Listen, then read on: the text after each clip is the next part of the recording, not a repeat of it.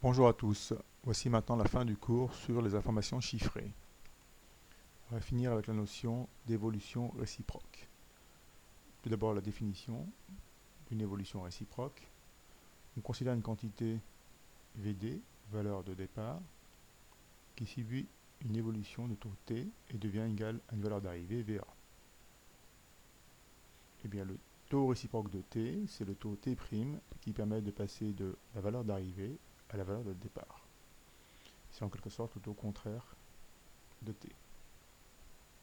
Un exemple, on a un article qui coûte 50 euros, donc ici VD est égal à 50.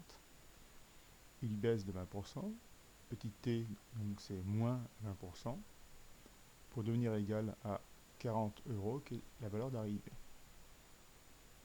Donc maintenant on cherche l'évolution en pourcentage de 40 finalement euros à 50 euros.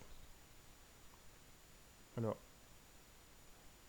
on peut le voir ici, le taux réciproque finalement de moins 20%, eh bien c'est plus 25%, car si vous faites subir une augmentation de 25% à la valeur d'arrivée 40, on trouve 50.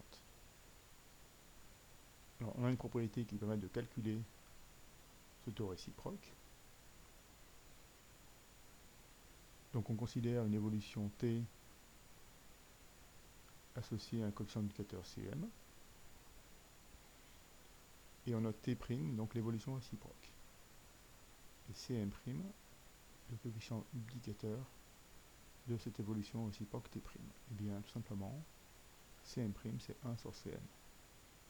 Par exemple concret, on veut déterminer l'évolution réciproque d'une augmentation de 60%.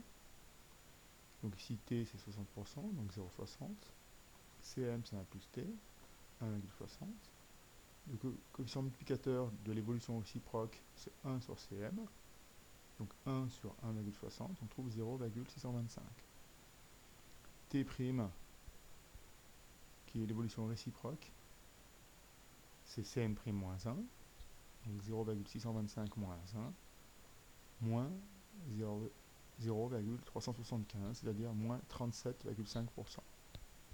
Donc concrètement, l'évolution réciproque d'une augmentation de 60%, eh bien c'est une baisse de 37,5%.